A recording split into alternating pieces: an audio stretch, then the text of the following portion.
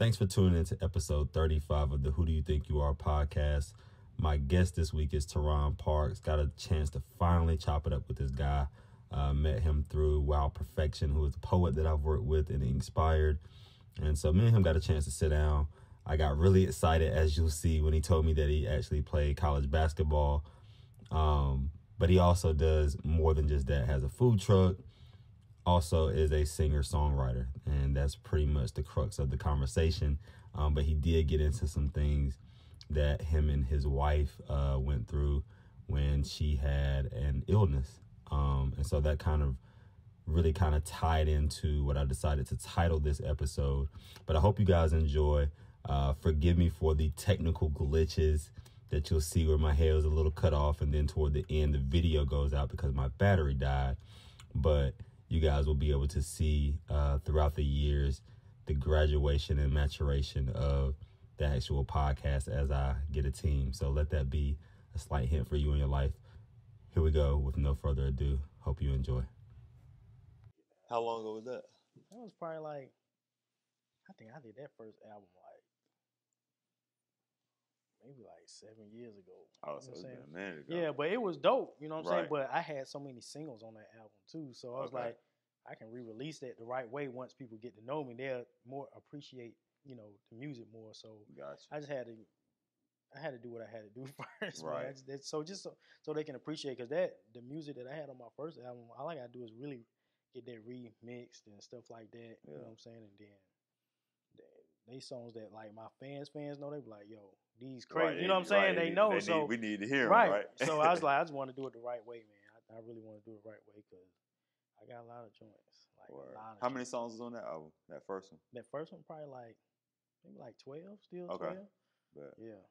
Yeah, I love full albums. I hate, what they call the short ones? LPs or EPs? EPs. I hate EPs. You give me 6 tracks and 4 of them interludes. Right. I was like, nah, man, at least give me if you're going to do the interludes in between, at least give me. Right. You know what I'm saying? Something to munch on. But a lot of people they ain't putting bodies of work together no more, man. Especially with all. And they blame it on people, attention span being short. I'm like, yo, people will pay attention to whatever's good for however long. And I get it, to a certain degree. Right. But still, I'm like, yo, if it's music is universal. Yep. And I've never heard somebody say, I hate music. Right. It don't matter what. It don't. Everybody love music. Everybody loves some type of music. Yeah, some type of music. And so if they love your music, why wouldn't they want to hear more of it?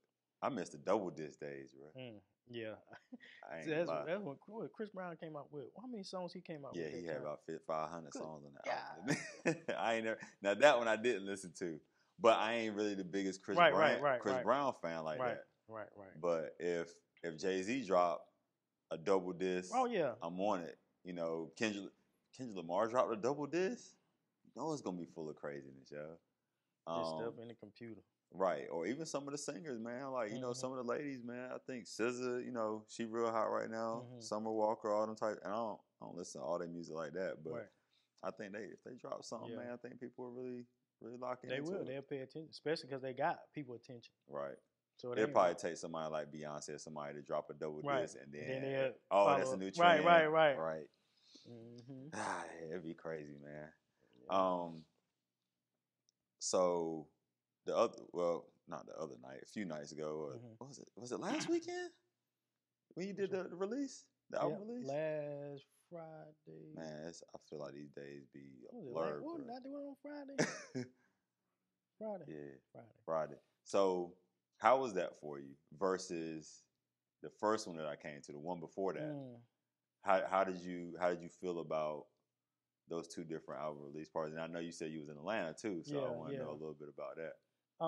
The people I go back to the people in Atlanta. The people in Atlanta, the one that did the podcast. Okay. I went to just to vibe with them, and they had a little group of people, so I just wanted them to hear it. But we still haven't put officially album release there, album party there. But when we do, it's gonna be crazy. So some do that at the door. Let me know when you do, because I'm going back and forth to Atlanta now. Oh, gotcha. Yeah. Cool. The one in Atlanta, like I said, there's people from the podcast. Mm-hmm. So we just got one of my homeboys. I play basketball in East Carolina. So two of my Well, homeboys. let me find out you hoop, bro. Oh yeah, I hoop, man. I played for 2 minutes at Lewisburg College. For real? Yeah, I hoop. So okay. I went to Johnson C. Smith first, transferred, and I went to I went to East Carolina. So but yeah, so two of my friends came. One of my homeboys, James Legan, came down from overseas. So we was just team stuff, old times or whatever. Yeah. So they was like, T.O., let's listen to the album. So he invited some people over. Listened to it, invited a couple of their female friends and stuff, just so they can get a different vibe. But it was like intense, like when they heard the album, like I guess the podcast stuff, because Going it was so different. It was like, hold on, like they was asking the girl, what you think about this? What you think about that? And guys' point of view, people was a little sipping a little bit, so we got like really intense. Yeah, but it really, when I did that, it really brought to my attention like my music can really do that, right? And a lot of people are not putting like real, situations in their music. You know what I'm saying? They just the typical situations. You know what I'm saying? Like go to club, meet somebody. The typical situation that you want to vibe out to, but what about breaking up? What about making up? You know what I'm saying? What about toxic relationships that people go through? But that was cool. But when I did the one, let's go back to the first one you came to, Time, Romance, Peace. Right. That was an album that put together by Still Entertainment, and big ups to Still Entertainment, Larico Still, and Tequila, all that, everybody on that squad back then. But we really sat down, picked out the album. With that album, I wasn't really trying to find my lane. I was trying to give people diversity. You know what I'm saying? Because if you heard Time, Romance, Peace, it got some up tempo, it got some, there's some good feel cookout music. You know what I'm saying? It's like all over the place, but it still had a time, like a bit. It was like a body of work. You know what I'm saying, that people can relate to. Just kind of get my feet wet, like reintroducing myself. But with this one, it was like, okay, I see where music is going. Like you said, attention span with people. Yeah. They want to bop. Yep. But they want it to make sense too. You know what I'm saying? Yeah. So with the people that, my listeners, they wanted to make sense, but I didn't want to give them something that they can say, oh, that's Terron. Like, you know what I'm saying? They still couldn't pick me out. Come out of your box just a little bit, just enough. Just enough. So they really couldn't still say, oh, this old Terron. They like, oh shoot, like this Terron. Like, hold on. A little twist though. Right, yeah. So it's still giving them, something, and that's what I plan to do. I don't want to stay the same. You know what I'm saying? That's just me. Like I can't, when I see something or I hear somebody also, get into it right then and try to, make it happen. Actually, that album that you heard, this album, Little Black Book, I finished that maybe like 7 months ago. Okay. Yeah, so I'm always recording. Right. It's just putting those body work together. I think I did almost 25 songs for Little Black Book and dumbed it down to. So I always wondered when artists do that, because I write my shows and everything. What I write go in the show. Right. Yeah. I haven't gotten to a point yet where I've said, okay, I'm gonna write, 20 pieces, but I'm only gonna have 15 or 16 in the show.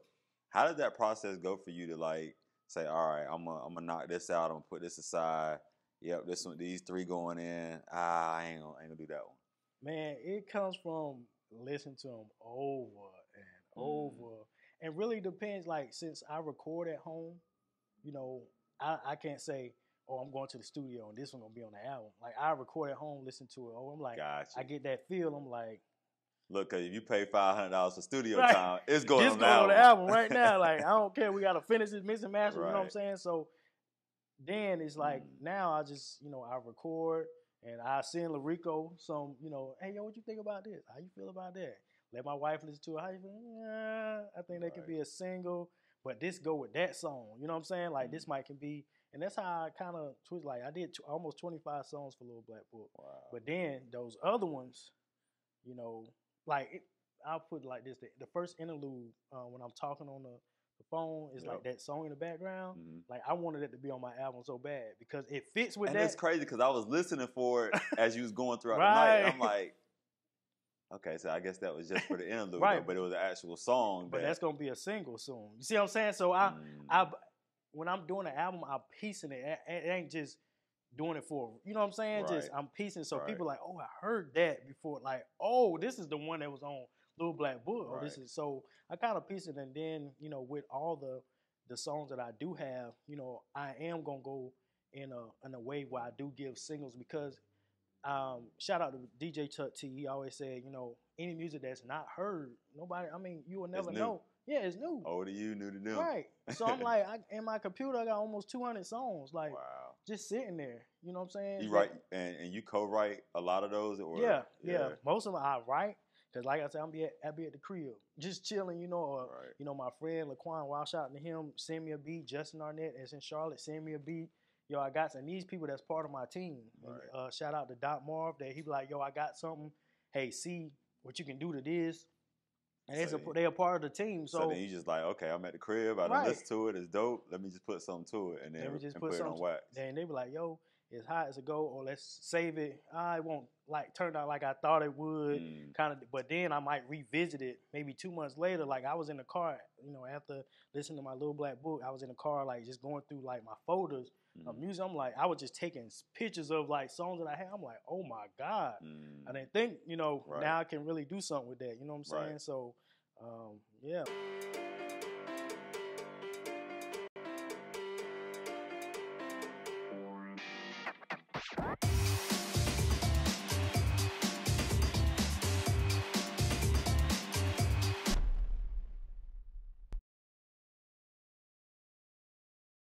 How are you with criticism from your team?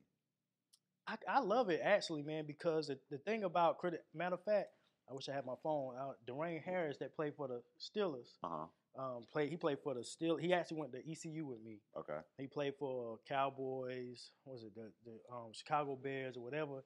Reached out to him like, yo, just listen to the album. You know, tell me, you know, what you think, whatever. Right. And so he was like, yeah, man, I love it. He's like, but to me, you know, some of them sound the same. Seem like it's missing something. I was like, that's cool. You know what I'm saying? Like, I totally, you know, respect your opinion. He's like, but like the content, your voice, everything. He's like, I was in the car with somebody, and it was like they thought it was Usher. So to me, I'm like, yo, like, that was what, you know. And these people that's in the that's be around these people all the time. You know what I'm saying? So, you know, just hearing that, you know, I'm like, that's just, you know, what he feels, or he wasn't really listening, you know, or he's just like, you know, trying to get a feel, or, you know.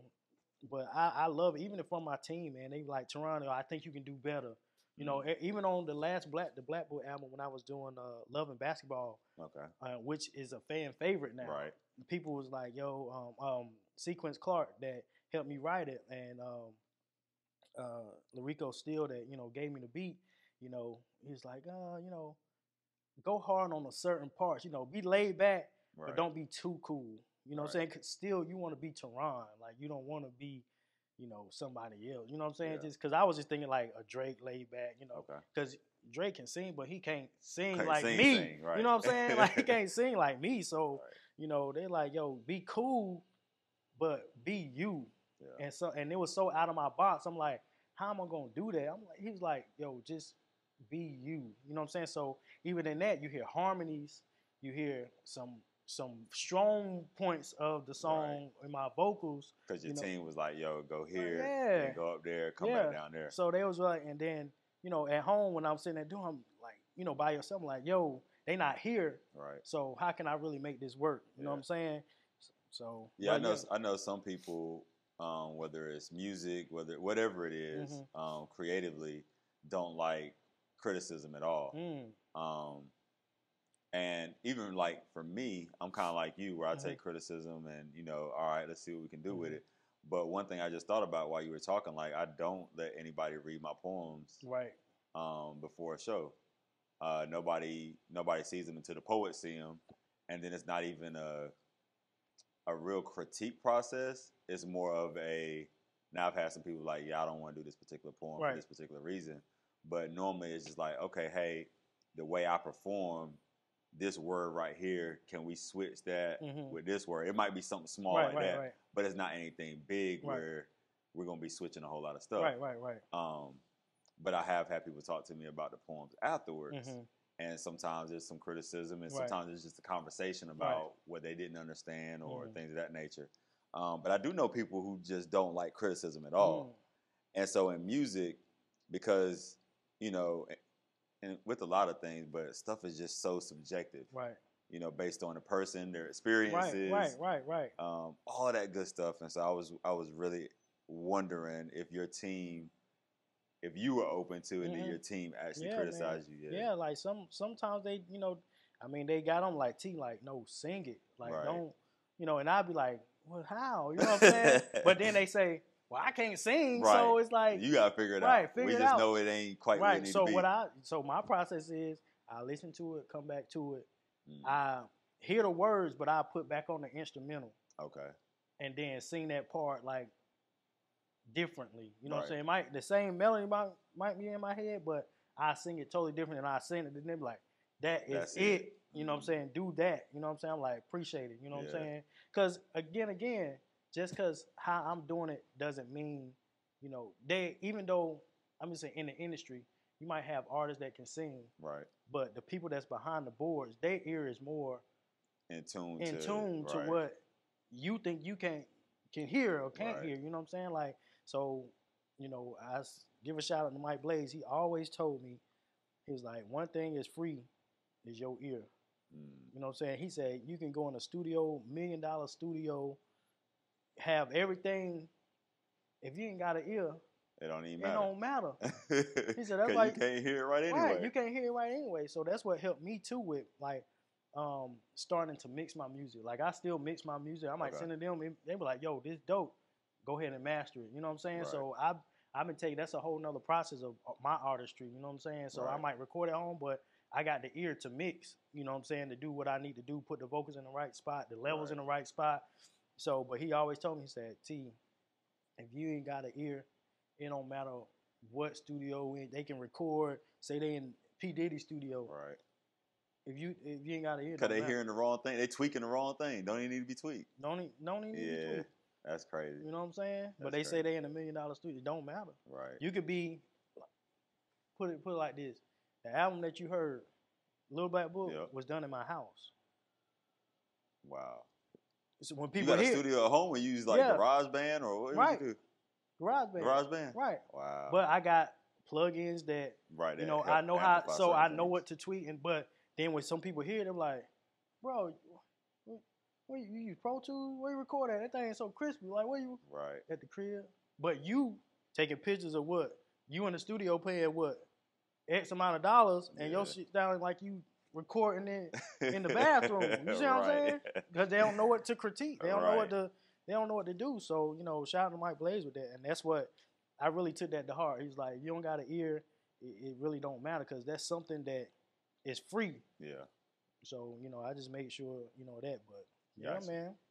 One of the questions I normally throw in, or I always throw in at the beginning of some portion at the beginning of the episodes, is who do you think you are? Obviously, that's the title of the podcast. And so I asked everybody, like, who do you think you are?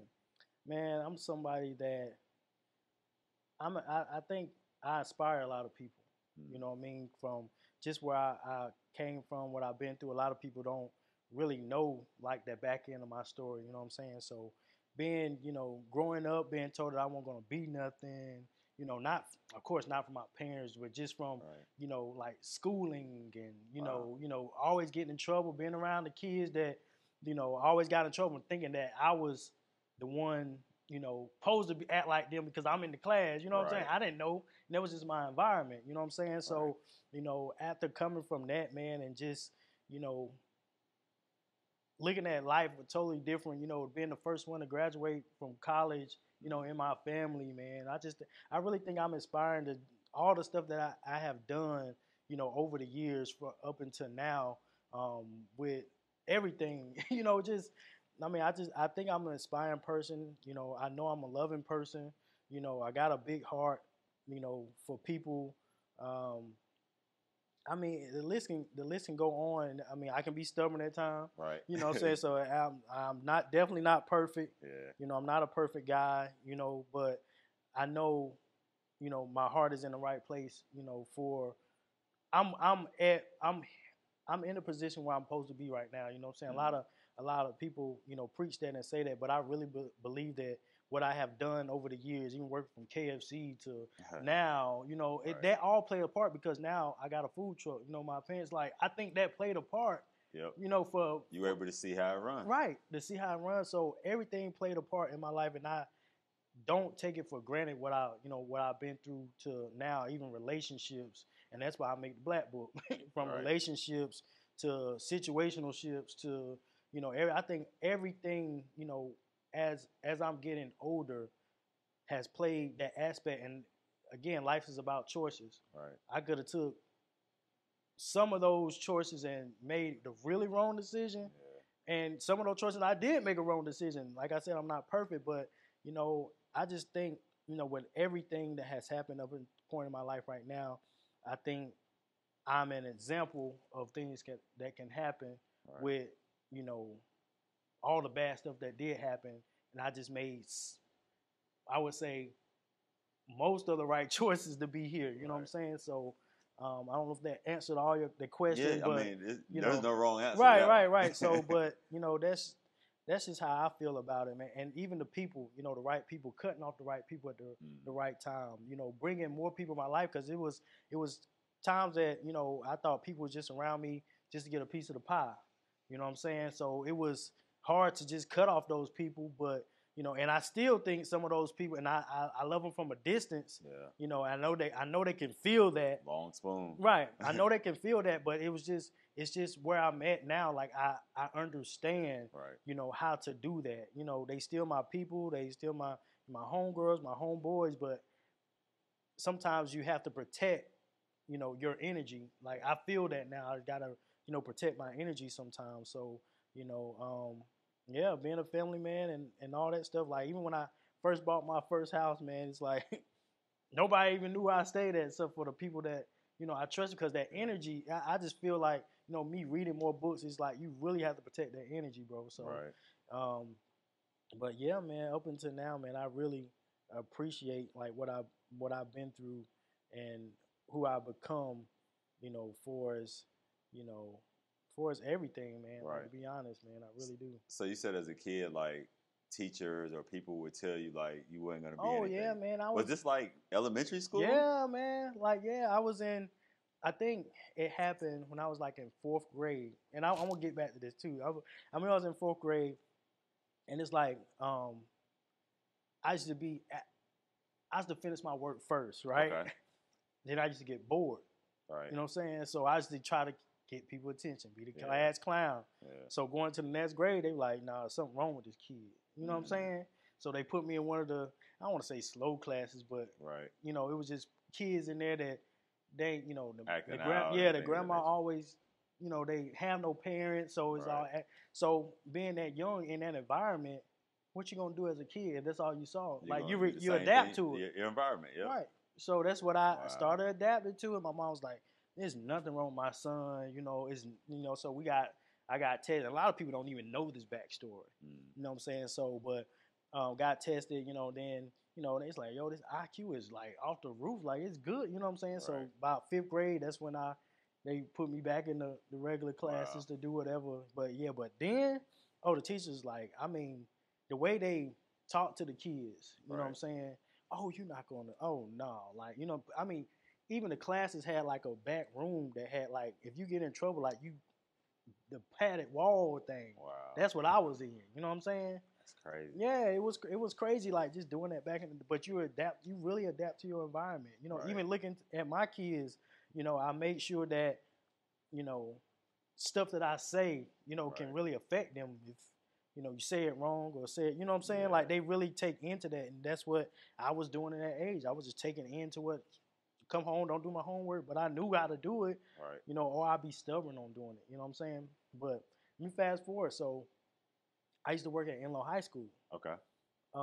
After I got out of college, I went back to coach basketball, and guess what I ended up doing? Teaching those same kids in high school. Wow.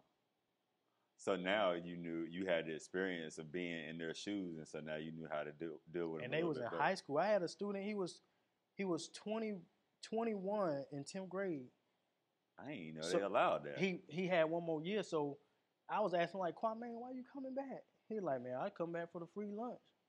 You know, free lunch and girls. I'm like, but you're not gonna graduate. You know what I'm saying? But I think I was in those shoes for a reason. Like I said, everything that I've been through that I have touched, I experienced and been able to teach somebody else. Yeah. It's crazy how it's lining up. You know what I'm saying? So I taught for like maybe 5 years. You know what I'm saying? So even those students, I was young, like they could tell like, oh, Coach Parker, he like around our age, but he not our age. But they was more likely to come talk to me. You know, because they respected me more than the principal. Like the principal can walk, they got their pants half down. Come on, pull your pants up, man. You man, come on, man, pull your pants up, bro.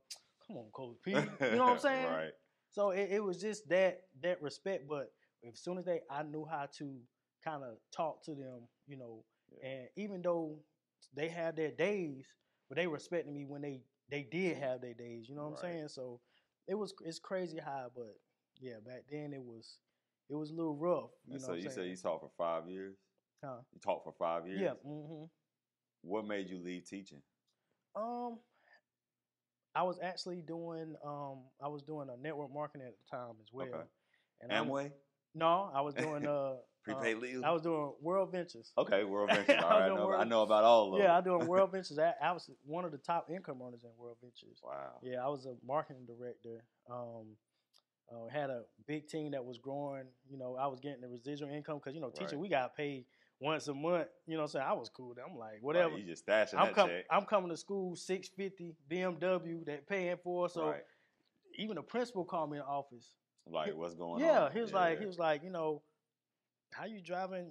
He know I'm a teacher assistant. Like, you know what I'm saying? Right. So he already know, and a basketball coach. So you try to recruit him. Yeah, oh yeah.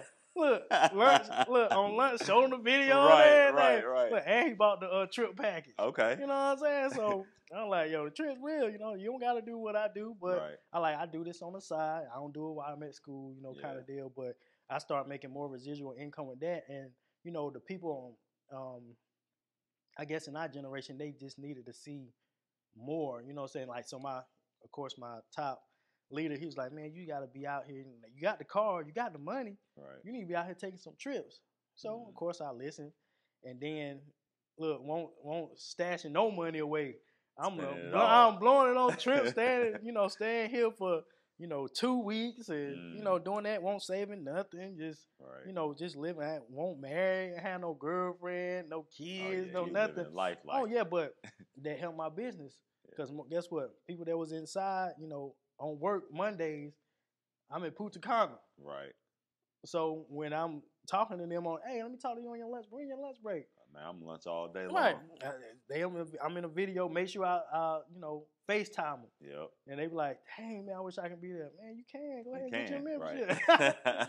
I'm here. You know what I'm saying? Easy pitch. Right. Easy. Because it sold itself. Yeah. I ain't have to, hey, look, if you're not here, don't worry about it. You know what I'm saying? Hey, you're going to live with that. You know what I'm saying? I ain't have to say nothing, but I knew I needed to get out of that. Even though how much I wanted to help the kids, I knew I had a lifestyle after that. You know what I'm saying? That I was trying to accomplish, but I still miss them kids, man. Like I did, but that's what really got me, out of the teaching. But I still, coached a little bit. Okay. Help, coach basketball and football. But that's the reason why I left teaching. I wanted to pursue that. You know what I'm saying? But so how did World Ventures wind up? Because it sounds like you don't do World Ventures. Oh no.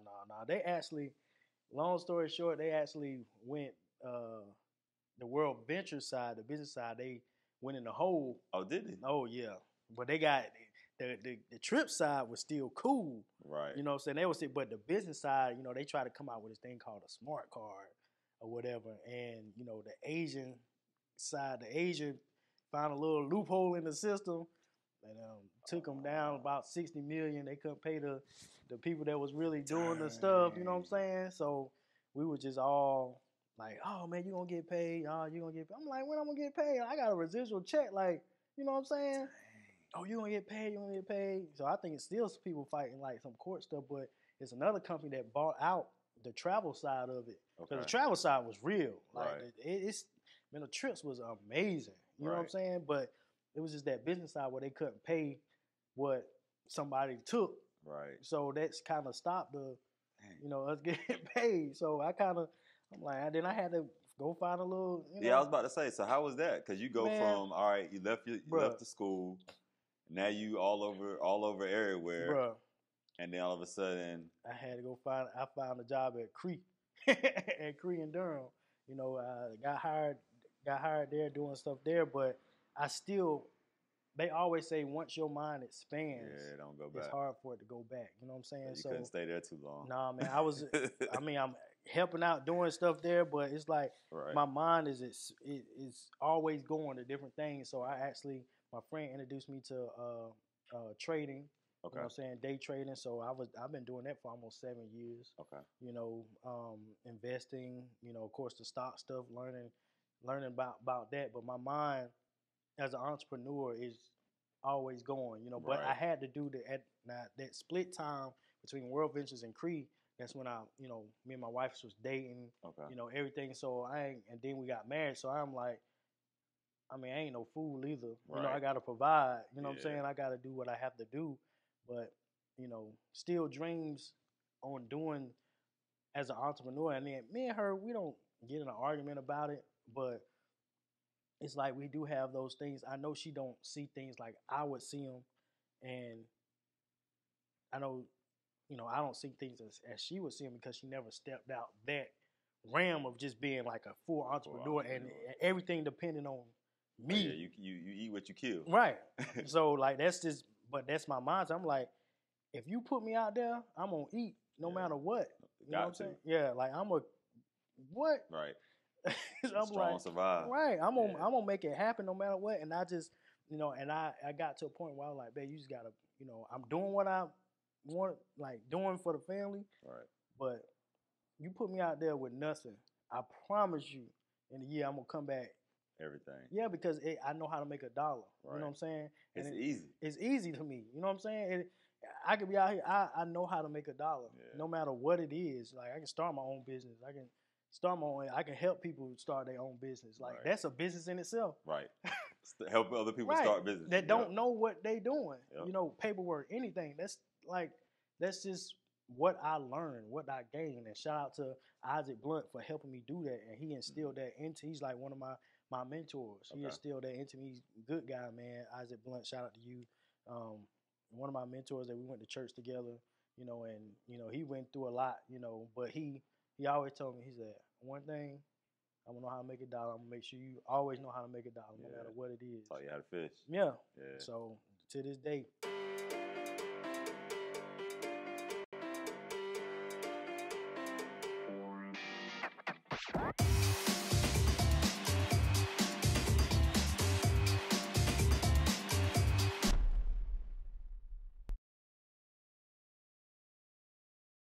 I tell people, man, like making money, I think one of the things that they taught us as kids was like, money don't grow on trees, but it do. Like they literally print money. Money ain't even real. Right. It's just numbers. And so it took me a while, till I got into my adulthood and really in my 30s before I actually understood like it's not as hard as I thought it was to make money. Like it's really actually easy, and there's millions of ways to do it.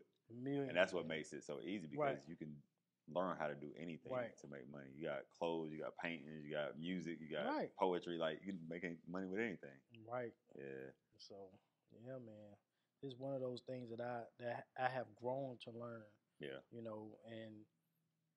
And not even, let me say this, not even chasing $1. Right. Because that's when it's hard. Right. That's when it's hard. You're chasing it. Like I don't even have to chase it. It's just like just come to you. Right. Like if I just do something like, okay, but I'm gonna do this. Yep. I'm gonna do it. Stick to it. Like this is my game plan for it. Bam, quick 2,000. Like, okay. Like even with trading, like I did have a hard time with it, but I was like, yo, something told me not to give up on it because I'm like, okay, people, you seeing people make. One of my mentors making 10 grand a day in trading, easy 20 grand in trading. I'm like, if I get caught up in that, I know I'm not gonna make 20 grand to start off with, but if I get caught up in it, chasing that, I'm gonna lose it all. Yep. You know what I'm saying? So I start out like make $50 a day profit, and don't look at the screen ever. You know, like that's $50 that I didn't have. Just you know what I'm saying? Right. Accumulate. $50 grow up to $100, $200. Okay, let me take one trade a week.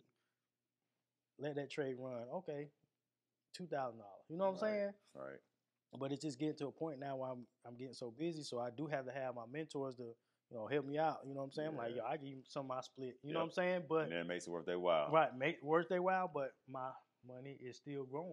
You know what I'm saying? And you ain't gotta, it's both our money. And you ain't got to work as hard right. for it now. It's both my money. Now I can concentrate on something else. You know what I'm saying? So that's just an extra stream of income doing whatever. Now I can concentrate on something else. So talk about that to other artists, because I know as an artist, we know a bunch of artists, right? We know some starving artists, right? And then we know some artists that okay, they're right there, and then we know some artists that are doing well, right? I've always been under the impression that I always say when the money stops, everything stops, right? So talk to those artists who don't have a lot of streams of income. Maybe they just got one job that pays them decent enough for them to live, but it doesn't allow them to be able to invest in the equipment they can have at home to create an album or da-da-da-da-da. Right. Talk to them. What can they do to put themselves in a position to be able to invest more into their art and be more creative with the things they do? The first thing I would say is you got to invest in your mind. Because your mind going to make the money. Your mind going to buy the equipment. You know what I'm saying? So you got to invest in, and I won't say invest, like you got to sacrifice. You know what I'm saying? So that's the big thing. So sometimes that played a big part of me. Like I had to really sacrifice. Okay, am I going to sacrifice 30 minutes a day learning how to work the equipment that I want to buy? Because you could buy the equipment and just sit there. Right. You see what I'm saying? Yeah. So my main thing was watching YouTube or, all the avenues they got out there. Hey, Blaze, can I come to the studio and just sit for 30 minutes? Right. You got a session going on today? Let me just sit up there for an hour to see if this is something I really want to make happen. Because a lot of stuff, as people, what we do, we make decisions off emotions, right? Yeah. So I treat it like it was, let me make sure this is something that I want to keep doing if nobody ever listens. Right. You know what I'm saying? It's like the kids. Oh, you really want to play right. You want to play in the band for real? right. All right, we're going to see.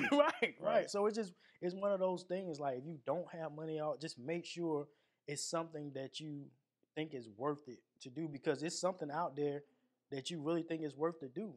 But as far as the music, you got to be able to take nobody coming to a show. You invested a lot of money, but as an artist, nobody can tell you how to, uplift your artistry. You know what I'm saying? Right. Even if somebody say you sound bad, if you think you sound good. Right. You know what I'm saying? Are you going to stop because they say you sound bad? Some people do. Right, exactly. Yeah. So you gotta really invest, like say to yourself, if this is something that I'm going to do no matter what, you know what I'm saying? That's with no equipment, no nothing. Because once you have that thought in your mind to say, okay, I'm going to do this no matter what, and train your mind to do that, right? It's going to come like it's natural. I mean, even as me as an artist, okay, I do have times like, all right, like I need to, like, let me sit back down and relax. Is it even for me now? You know what I'm saying? Did I get to that point where, I don't know. You know what I'm saying? Like, I don't know. Just reevaluation. Right. But if I did stop, I wouldn't be sitting right here. You know what I'm saying? Right. You wouldn't really know me. I probably wouldn't be on social media. Yeah, because I know Debrita is the one that first told me about you. And she was like, yo, he can sing. Right. I went to high school with him, blah, blah. And so then I checked out, first thing I did, checked out your music. Right. I was like, oh, yeah, he can sing. Right. But just in saying that, like, I don't know if I would have been if I didn't make the decision to pursue it. You see what I'm saying? So they hear the stories of the people that really, really, really made it. And it's the same story. Like, you don't know what'll happen if you don't keep going. Right. If it's something that you really want to do. Right. But to those artists, man, that don't know, like, you have to have that oomph in your mind and, the first thing before you spend money on that. Even in books, read a book and say, something about the industry, or take a class, take a course. Just like they train our mind for school. They train our mind for a bell. You know what I'm saying? They train our mind for an alarm clock. Yep. And that's what we adapt to. You know what I'm saying? So, train your mind on something. When we're talking about music, so train your mind on the music aspect of it. If it's something that you really want to do, and if it is, it's gonna click. Right. It's gonna click, or it's gonna say, nah, it might be too much. Right. You know what I'm saying? But $10, putting that. Let me say this now. This is what I did when it really clicked for me. Every check that I was getting, I was putting away $20, $30. I won't, going out here, spending $40 on food. I'm like, yo, I remember I want to do music, so this can go to what's called it. Okay, it's a sale at Sam Ash. They got some, a MIDI on sale. Let me get that. So I won't get everything at one time, but when I got it, of course, it was all a process. Yeah. You know what I'm saying? Everything ain't come out sounding good. Right. But then again, I still invested time, and in my mind, reading on YouTube. Okay, that's how he said, put the levels here. Let me record something. Right. Let me put the level, kind of like what he did it. And then after a while, it's in there. It's in baked there. in. Then. It's baked in. Yeah. You can sit me in a studio anywhere, and I can record myself now and do something. And understand what you're doing. But it took time. Right. It took time. So after getting past that step, right, then an artist has some money. They've invested some things into themselves. Their brand is coming along. Their product is good. Right. What are those artists missing? The right people. Because you can be around the wrong people, man. They, like I told you before, they just want to ride the wave. Yeah. You know what I'm saying? But again, at the same time, you're going to run into those people, or how can I say, you can be around those people that you need to be around in that time, though, that can help you get to the next level. Right. So you just got to know who those people are. You know how do you know who those people were? They was genuine. They was genuine. They told me, hey, man, and they was upfront about it. Right. I love what you're doing. I want to support you. I want to do this for you. I want to support you. I ain't looking for nothing in return, but if you make it, you know what I'm saying, just know that I helped you. Just give me a shout out. Right. You know what I'm saying? Or the ones who like, yeah, bro, you hot, bro. Like, woo, boy. Yeah. So, you know what I'm saying? Like, I want to be a part of the team. I want to help you do this. When you call them, where they at? You see what I'm saying? Can't find them. Can't find them. Yeah. Oh, I want to write this song for you. Okay, cool. Well, you can be on the song. I'm about to record. I got a show tonight. Can you come through? Come through and and do your part. Right. I don't hear from him again. Right. Yeah. It's like, I got this going on. I got that, but okay, me too. Right. You know what I'm saying? But what if this is the only show that we can do that? You don't know who there. You know what I'm saying? Let's make it happen. So that's why I said now I'm really, in my feelings about my energy. You know what I'm saying? And it's gonna be the people that get you to the next level, but you gotta know who those people are. Like, you really, and I take praying really serious and my faith really serious, and God will let you know who they are. Like, He'll let you know, but here I say, God, just let me know how they move. Are they gonna work the same as me? Right. Or outwork me? That's who I want the people around. Once I see, nah, man, like, I understand stuff happen. Right, of course. But all the time, right. Once yeah, man, let me know how to show. Oh, yeah. Oh, okay. Right. All right, we got to show this. I'm going to let you know a month in advance. This time. Okay, last time I let you know a week in advance. Pop-up show. Okay, it's a month away. You got a show in Atlanta. All right, yeah. Oh, yeah, man, I'm down. Right. All right. They, why didn't you call me? Like, you know what I'm saying? So I got to keep reminding you for something you say you want to do. For something you say you want to do. So I just I think it's really the people, man, that's the most frustrating part, I think, about music, is having the right people around you. Like, of course, people can say, I can do this music stuff by myself. No, you can't. Like, it's never going to be like that. There's not many things you can do by yourself, period. Like, no, you just talking about trading. Like, you getting to a point now where you like leaning on your mentors a little bit more to help you with that. Right, man. It's, and people always say independent. Like, okay, you can be independent artist, right, but it just mean you ain't signed to a big label. No, you got to have a team. team, man, Yeah. or somebody, couple, 3, 4 people that's strong, Right. that can help you, So, yeah, man, How long you been married? Because I know your wife was there, Yeah. and you talked about her a couple times, and her not being a 100% full-time entrepreneur. Right. How long y'all been married? We've been married going on 6 years now. Okay, so y'all in there for a little bit now. So, but we've been knowing each other since middle school. Oh wow! You know what I'm saying? Like, it's crazy how that story was. You know what I'm saying? So We that story, like, date people in middle school, talking to people in middle school, actually dated her best friend. Wow. You know what I'm saying? But I always came into class playing with her like, you're going to be my girl one day. Like, this back in middle school. You're going to be my wife one day. Words are powerful. Right. Right. And we always play about that. You know what I'm Right. saying? So time passed. Me and her best friend broke up or whatever. And I saw her Instagram. And I was like, I hit up the girl that I was dating. And I was like, yo, who is that? Right. But that's the you relationship. Don't remember? Right. That's the relationship that we had. You know what I'm saying? Like, I ain't never leave nobody. You know what I'm saying? Like, on bad. Yeah, terms, bad. So I'm like, yo, who is that? She's like, you know what it is? I'm like, nah, who is that? Wow. And she's like, that's Monisha. She's like, well, I just, I'm like, Monisha from middle school? She's like, yeah. So then we went to the fair one time, and ever since the fair, back in the day, wanted that big teddy bear. It was it. Every day, man. Every day, man. So it was, a blessing. You know what I'm saying? So she has a huge story. Shout out to you, babe. You're one of the strongest ladies I've seen. Been through breast cancer. She had breast cancer at 28.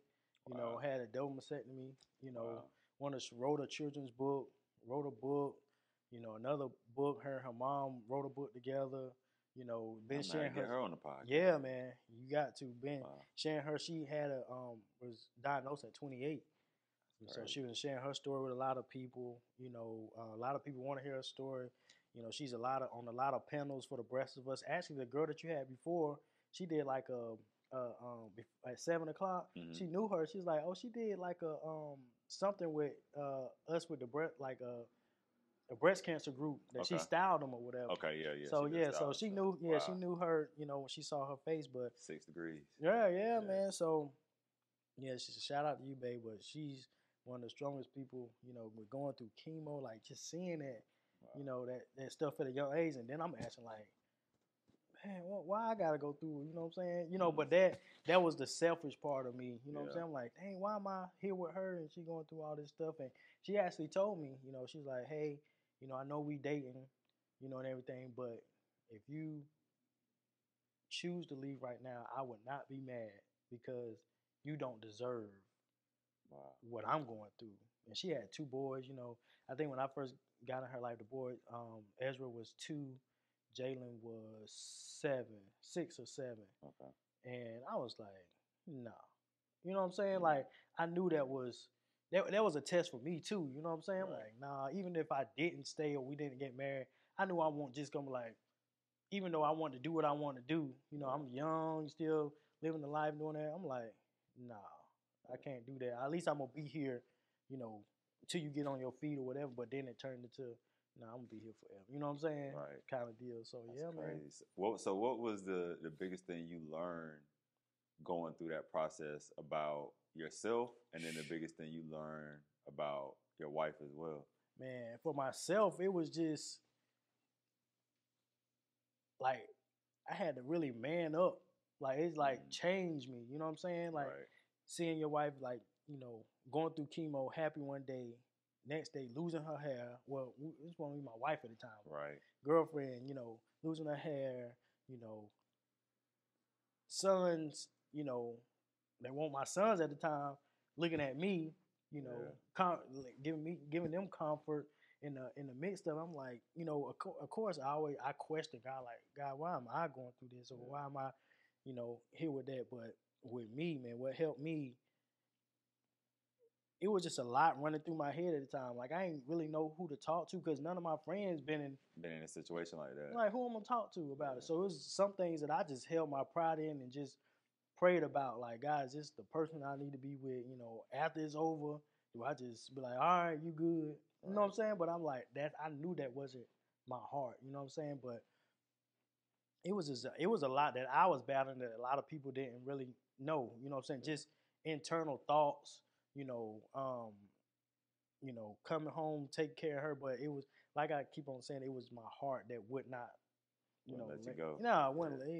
I'm not that kind of person. You know what I'm saying? So even though we had a lot of stuff going on, it's just I had to really set a whole lot of stuff on the back burner. Even I had when I was doing WV at the time, so I had WV, what's that? World Ventures. Okay, got you. I had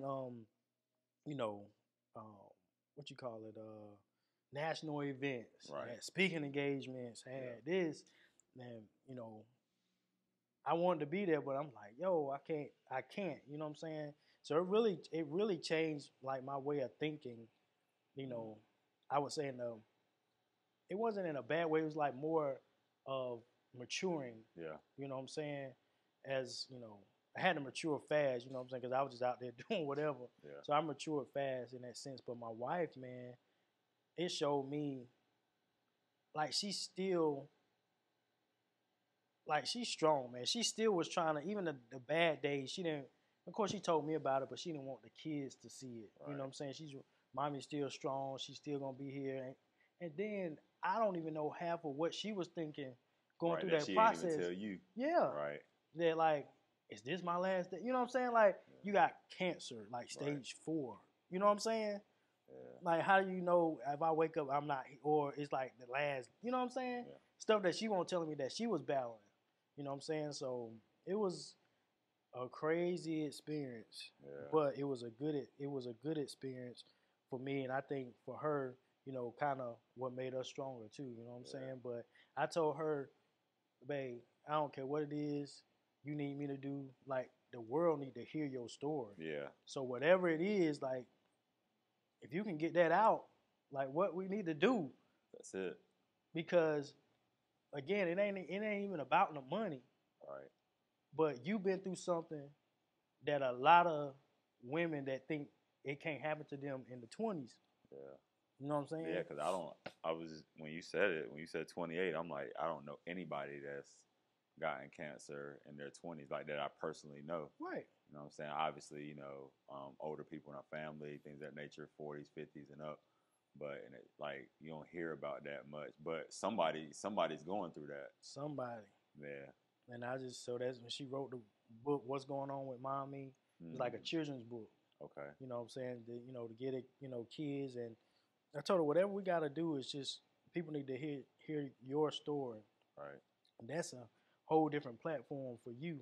Right. You know what I'm saying? So, and now she been, on like I said, on different platforms, breast cancer platforms, stuff like that. I'm like, babe, it's cool, working for, other people. I'm like, but this could be like your own platform. You can bring people in. You know what I'm saying? You can go out. But again, it's just up to the person to really take that step in. Good thing about it, though, is because she has you. Right. If she ever decided to take that step, she ain't got to go out blind. I told her, I got you. Yeah, I'm like, babe, let's do this work for this nonprofit. Let's do this work for the LLC. I help you fill it out. I know the person help you fill it out. Right. And just go from there. That don't mean you got to go all out with it. Right. Do what you're doing, and then take baby steps in doing it. You know what I'm saying? But you can have a whole woman organization. You know what I'm saying, to make that happen. And she got a lot of ideas that she probably haven't shared with me because she's a writer too. Okay. She actually wrote the press for what's the young lady that passed away, the Miss USA. Oh yeah. Yeah. So they used to work together. Gotcha. So she actually interviewed her.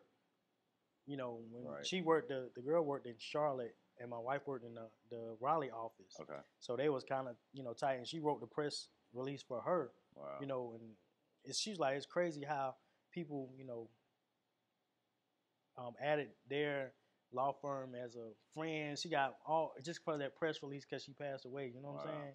But yeah, so my wife, that's what she does. You know what I'm saying? So yeah, I might have some work for her then. Yeah, man. Yeah, that's what she does. So but yeah, man, it was a tough situation, but it was I think a needed situation for me. I hate to see her go through it. Right. I don't want to say it was a needed situation for her because I hate to see anybody go through something like that, especially with somebody that you love and at that age.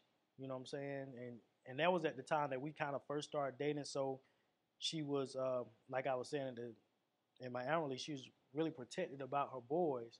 So she didn't even know at the time because she trusts me with them.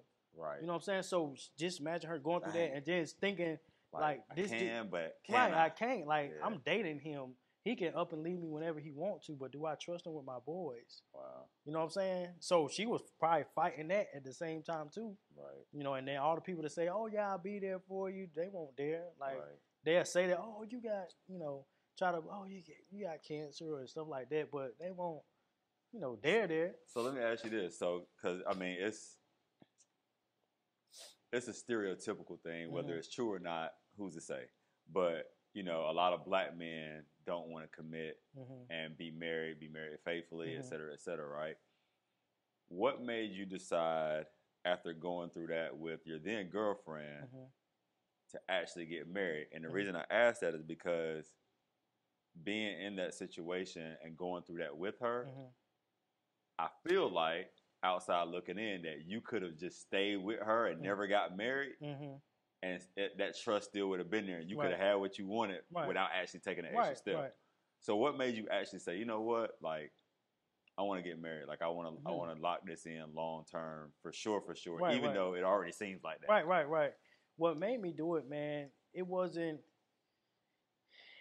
it got to a point where when I started to look at her, I'm like, yo, it's a lot of females out here, a lot of stuff. I'm like, but she actually completes like everything, you know what I'm saying? So it got to a point where, I talked to my parents and, asking, of course I had to get advice from people that been married for 20 years or, whatever. They be like, well, you'll know your wife when you see them like that. Nobody know that. Like, they always say that. You'll know the film. Like, I mean, I had feeling with plenty of females that I've been with. You know what I'm saying? Like, it felt good. Like, you know what I'm saying? Like, what you mean? It was good, but, just to see how she, was with the kids and, was around me. It was just the feeling that I needed for me, like, to feel safe. You know what I'm saying? Because I dated girls that, oh, let me, who you text? Who did? Who that? You know what I'm saying? Like, yeah, I'm texting Rico. Like, what you mean? You know what I'm saying? Like, you want to see my phone? Like, you know what I'm saying? So it wasn't secure. It was just real toxic. Not saying that she don't mind what I'm doing, like, but I can do stuff in front of her, and not feel, Because that trust is there on both sides. Right, the trust is there. You know what I'm saying? Not like I'm texting a female or nothing like that. Right. But even if I had a female friend, I could say, hey, oh, look, such just text me, blah, blah, blah. And she can read it through. It ain't nothing like that. You know what I'm saying? Other than, oh, why your friend from high school texting you now? Like, she just saying what I'm doing. You know what I'm saying? But to, fast forward, like, with your question, man, I just felt like it was a step that I really prayed about that I needed. When she was going through that stuff, I was actually praying over her, and I was saying, hey, God, is this the one for me? And am I the one for her too? Like, I can't just say, is this the one for me? Deep. You know what I'm saying? Am I the one for her to cover her? You know what I'm saying? It might be stuff that we go through. It might be stuff that we go through. But are you going to give both of us the strength to get through it together? You know what I'm saying? And so, of course, the question was like, he was like, yeah, this is. And then after she got through that, we did a little, I surprised her with the proposal and everything, but it felt genuine to me. It won't, how can I say it? You know what I'm saying? It wasn't just because. Yeah, it won't just because, man. It won't. I know some people have been like, I'm like, you could give it, might as well. Yeah, nah, it won't that. It was real genuine. And then, too, she challenged me, too, because I was used to other things where it's like she can give me a look and like, I know. You know what I'm saying? Like, but it challenged me to be a man, like, just say the things that I need to say instead of hold. Because, of course, what I've been through, like I was telling her, in any relationship, I read this book that helped, You know, she challenged me to read books. You know what I'm saying? Read relationship books. She's like, it was a book. It wasn't Why Did I Get Married, but it was like a relationship book. Depending on, you never know what your spouse and the other spouse went through, like growing up, or how they was raised. Right. Because she can say, for example, if her dad always washing the car, she gonna expect you to wash the car. Right. Right. If you was raised like your dad always took to the car wash. You know what I'm saying? I'm like, man, washing no car. Houston, we have a problem already. Right. Something that simple. Over the car wash. Wow. Or taking out the trash, ironing clothes. Right. It was just, but people don't think about like that. Hey, I ain't thought about it. I ain't married. I ain't right, but it's just you don't think about the small things like that. But even though my mom raised me like, hey, I'm gonna raise you. You gonna be able to cook. You better wash clothes. You better fold the clothes. Right. You better wash the car, whatever. Yeah. Because I don't want you depending on a woman. It's in case a woman up and left you. Right. You can still handle I'm your good. business. Like, whatever. You know what I'm saying? Like, I'll be able to. But there's guys out there. Oh, yeah. I know some. Bro, I know some. I'm like, what is you talking about? They want that Beyonce cater to you. Right. I'm like, I just be like, bro, like. They lost. Lost. Yeah. And some females. Right, true. You know what I'm saying? But it's just how they was. I forgot. I got to think of the name of that book. I'm gonna tell you the name of the book. But it was crazy what was in that book, man. It was just like, it was the simple stuff that we don't never think. We just, we get on a date. Soon as you live with that person for a week or whatever, you like, oh my God. Right. Like, what in the world? Oh, your parents ever did? Or when you go visit that person's parents, and you see how they acting. Like, why is she acting like that? Right.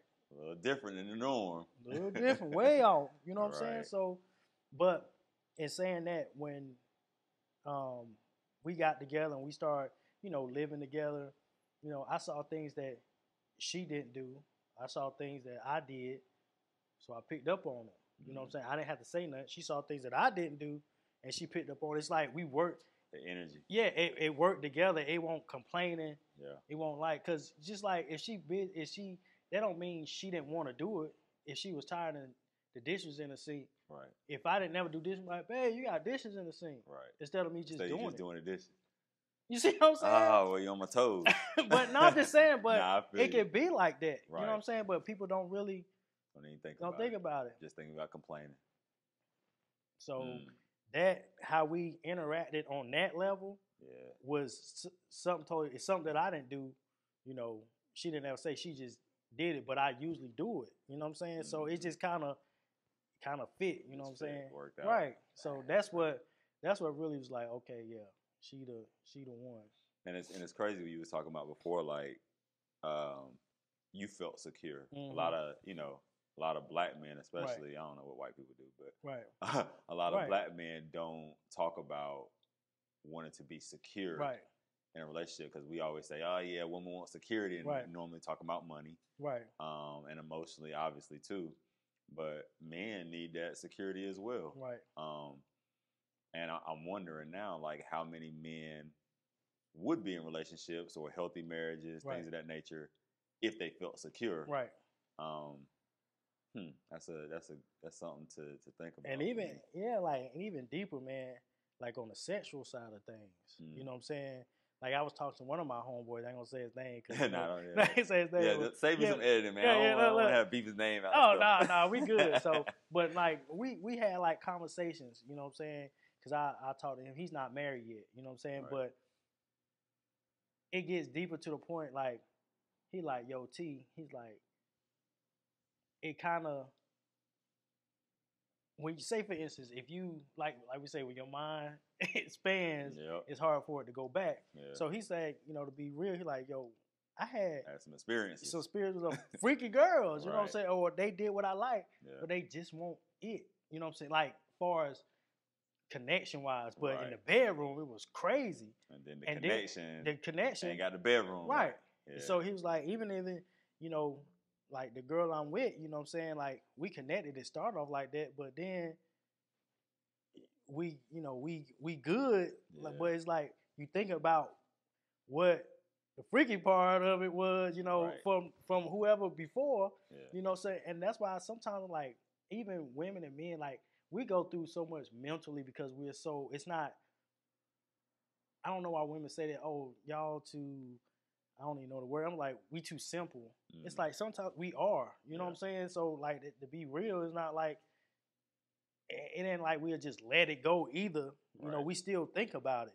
You know what I'm saying? But like that side of the conversation was crazy. He's like, well, I just feel like, and he started getting the Bible, getting religion. Okay. He was like, but you think about it, it's what we're born into. Like somebody say, okay, you Christian. We're like, how I know that? You know, because you're going to this church. But then this religion say, you know, you can have multiple wives. So I might go to that religion because I know how I am. You know what I'm saying? In Christianity, they used to have multiple wives. Right. Yeah. So he's like, how you know whatever you're doing is right? You know what I'm saying? At the end of the day, like, I know he like, man, I know God. He said, well, I love women. Right. You know what I'm saying? He's like, I love women. So what, you know, I don't know what to do. Like, even if I date my girl, like, I'm gonna look at another, like, I love women. What was your advice to him? I told him, like, bro, do what make you happy. You know what I'm saying? Like, I can't live for you because at the end of the day, I don't know if what I'm doing is right either. I don't know that. You know what I'm saying? Just because I was born in something don't mean you know, that's just what we. It's crazy because it's what we would. What we know. Yeah. Crazy story. To put it like this.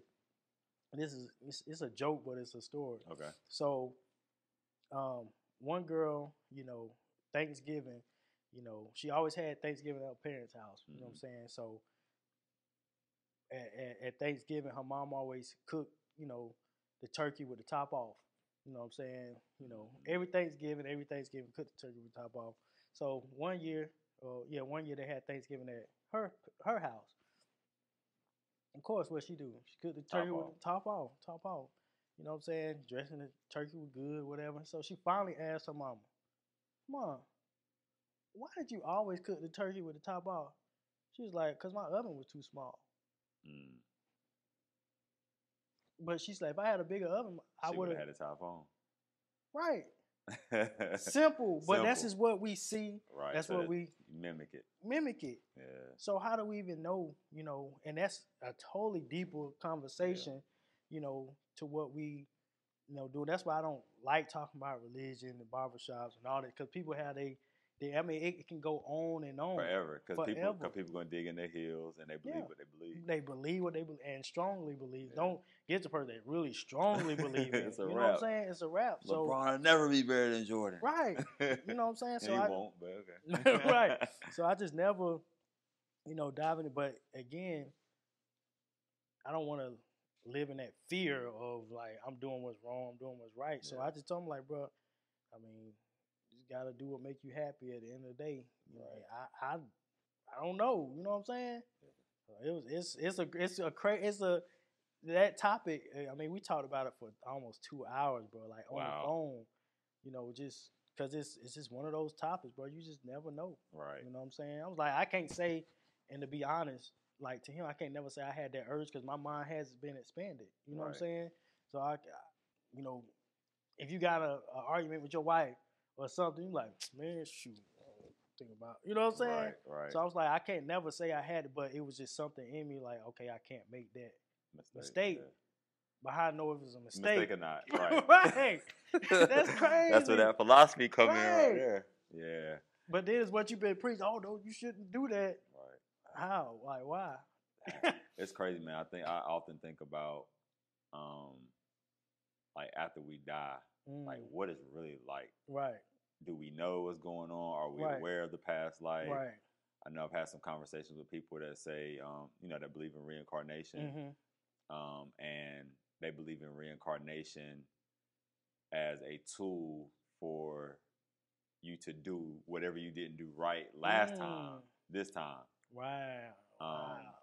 So that's been a conversation that I've had with somebody. We just kind of exploring, possibilities. But I think about it sometimes, like, man, like, is there a heaven? Is there a hell? Where is it at? Right. What does it consist of? If it's not, then what happens? Right. You know, are we really a TV show just being watched all the time? Right. You know what I'm saying? Like, I start thinking about those type things a lot, man. And I ain't got no answer. Right. You know what I mean? That's what I'm saying, man. It's crazy. That's kind of conversation me and him had. He was like, bro, I don't. I'm like, man. Some people like, and then that's why you have some people like, man, I'm just gonna do me. Yep. You know what I'm saying? I'm just going. Only live once. Right. YOLO. Right. Some people have that. And some people, and then if they did get, you know, married or something, it's like they're not connected. You know what I'm saying? It's just they're just in a relationship. Or they it's a formality. Right. It's what you're kind of supposed to do. Right. Yeah. Man, that's crazy. Yeah, I don't know. Like I've thought about marriage a lot. I don't think I'm ever gonna get married. Right. But if it happened, I wouldn't be opposed to it. It just got to be. It got, like you said, that connection. It got to be right for me because I don't like to just do something. Right. Just to do it. Right. Like we ain't here just having a podcast. Right. We could have been talking anyway. Right. You know exactly. what I mean? So for me, like I like to be intentional about the things that I do. But I always have a hard time with grappling the understanding of not just marriage itself, but a marriage that actually works. Right. And I could say a good marriage, but even that's subjective. Right. But a marriage that actually works to the benefit of both people that are involved and everybody that's involved in it. And even with the people that I talk to that been married, like my parents been married for almost 30 years. I mean, I've seen them argue. I've seen them, everything. But it's like they just worked through the problem. Like you could tell it was getting intense even in the what you call it. Yeah. She was like, how you know you found the right one? Right. You don't. Right. And then the other was like, well, I disagree. Right. So I'm saying, like, if I would have did that for every segment, like it would have been something like because I knew I was in Atlanta. But just hearing different people upbringing, like basically what's coming out is what they've been through, what experiences, and that's what brings it out. And it's crazy because they can be so different, like they were that night when you was doing the album release. Like that girl, she was like, "Nah, you don't," and that's it. Like I ain't looking around the room. I'm looking straight for it. You don't. And then the dude was like, "Well, listen, I disagree on that." And then somebody else was like, "Well, I was with you until you said such and such." Right. So that's just it's just the experiences. Yeah. And some people don't even want to go back to to what they've been through. So it's like, oh no, it's and some people just. It's crazy, man. It's crazy, bro. Like, so that's what I think. That's really, that's why I put the podcast segments in there. You know what I'm saying? To have those things, and even with I'm trying to put together, or I'm looking to put together, not just my album release. Like I like to have like a album performance, like you know what I'm saying, like a visual album. Yeah, like a red carpet event, live band. For my album. Listen, bro, let me know. Oh, that's yeah, my type of joint right now. I'm there. Yeah, so that's what we live band. Of course, might even have a live podcast. Right. You know what I'm saying? That'll be dope. Like in the whole segment, of course. Like I said, red carpet event, live band, me performing the album, some of my old songs, some of my new songs, live podcast, food. Just single, married, whatever. But I want people to get the full experience of coming in like, yo, that was dope. That makes sense because that builds a deeper trench inside of people as well for your music versus they just coming across it on Instagram, listen to a song or two. Oh yeah, that was dope, and keep it moving. Now you've immersed them in this event where they're allowed to share their opinion of, the questions of the podcast. Right. You know what I'm saying? Like, oh, we want to hear from the audience. You know what I'm saying? Like, oh, let me hear from interactive. Let me hear from a married couple. Let me hear from a single person. And then, but that gives everybody, open space, and they just be like, yo, that was a dope event. That'd be dope. I never heard of nobody doing a album release or something like that where they integrated in the audience in that particular way with the podcast. Q&A, things of that nature, and also making it where it's a dress up and and it's a concert at the same time. That's I like different ideas. That's dope. That's dope. A dope concept. So we actually gonna be working on that, man. And the food truck, my food truck gonna be there, so we gonna get it. Our food truck. When that joint gonna get rolling? Oh, it's rolling. Oh, it's rolling already. We started last week. Yeah. Yeah. Man. What's the name of it? TNT Fish and Chicken. Right. Yeah. So I'm gonna have to. How can?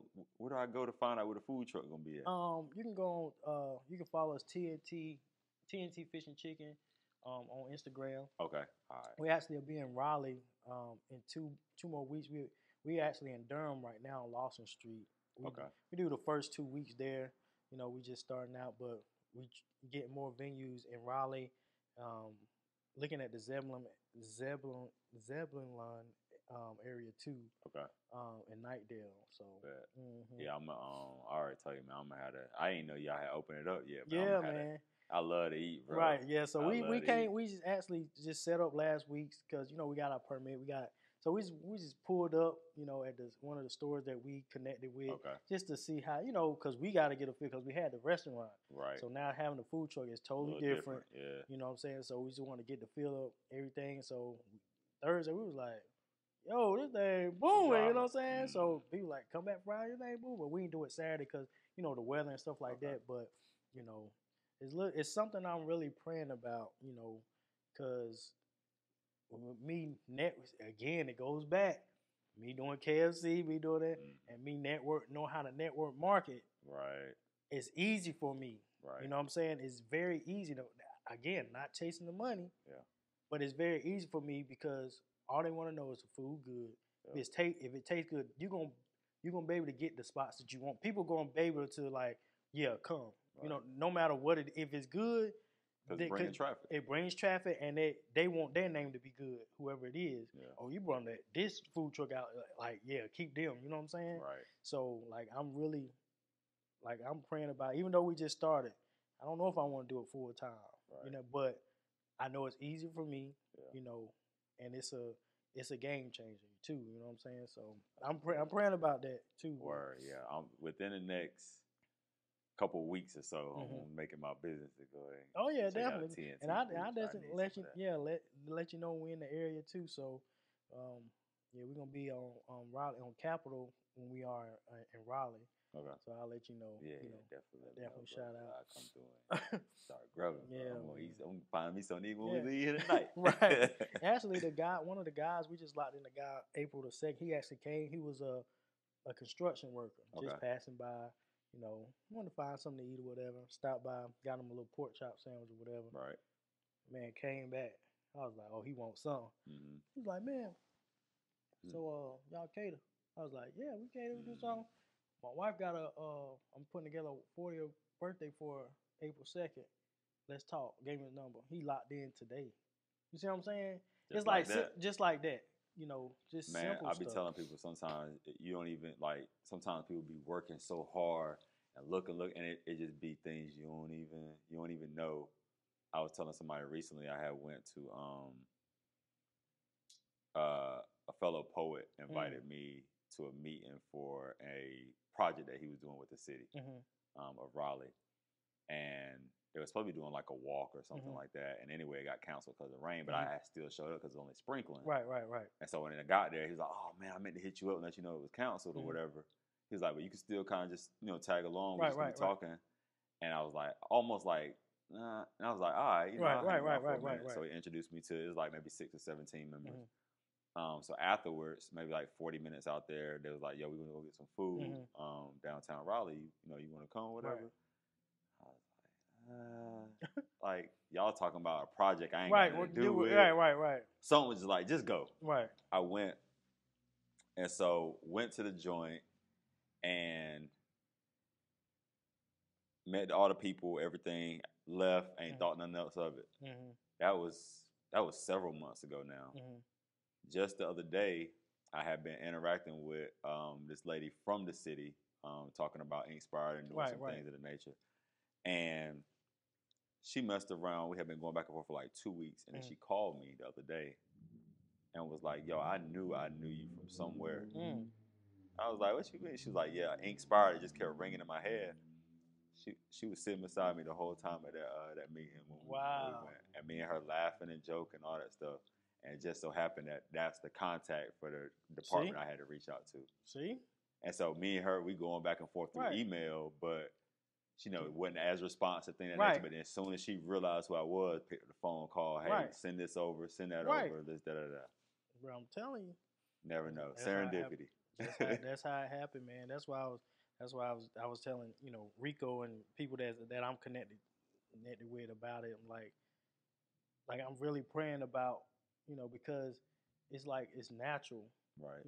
and it's work, but But I it feel ain't. I feel complete when when the people happy, Yeah. I still can promote my music. I Right, still of can do course. everything. I still can be with my kids. I Yep. still can do whatever.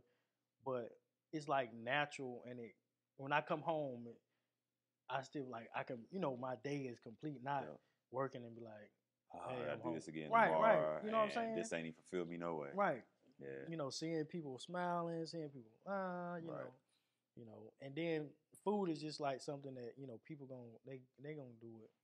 And you got both, bro. You got food and music. Right. They Two gonna things do that it. people love more than They anything. gonna do That it. and then sex is probably Right. the third. Right. Yep. They gonna do it, man. That's what's up. Yeah, I'm praying about it though. So, man, to wrap up, in the beginning, I asked you, who do you think you are? Mm-hmm. So now, as we close, I'm going to ask you, who do you think you will be? Man, I would definitely be somebody, man, that you will continue to see grow, continue to, inspire people, to continue to expand, Mm. you know, um, as far as, you know, relationship, as far as, um, I actually really want to do more with the community. You know what I'm saying? That's something I think, personally, I can be honest that I lack. You know what I'm saying? Because I'm so, I don't even want to say a homebody. Like I like to get out and do stuff, but I think I need to do more to get more. You see what I'm saying? Um, I know I will be somebody that we well known. You know, um, my biggest thing that I want to do is is give back. That's been my my biggest dream is to give back. If I always pay it forward. You know what I'm saying? So I know it's just coming in for fruition. To what I'm doing now. And I'm definitely be somebody that never quit. Like just because I'm talking about music, I might be gonna be somewhere talking about something else that I, have done and completed. Definitely want to be somebody that I don't even want to say look up to. You know what I'm saying? Just somebody that you can say what's up to. Don't be that person like, dang, well, I don't, that's Terron, but I don't know how he. You know what I'm saying? Just know that I'm him. You know what I'm saying? Like you don't never have to, I'm gonna show love no matter what. You know what I'm saying? No matter what that is. Reachable. Right, I'm reachable, and I never want to be. Even when people hit me, in my DMs, I make sure at least I respond. Even on my pages, when they comment on my stuff, I make sure I respond, and people can see that on my page. It ain't no post where I had 100 comments I ain't respond to them. You know what I'm saying? So I just want to continue to build that consistency. Of me being an artist, me being a husband, me being entrepreneur. Me doing more stuff like this, and basically getting out my comfort zone and doing it.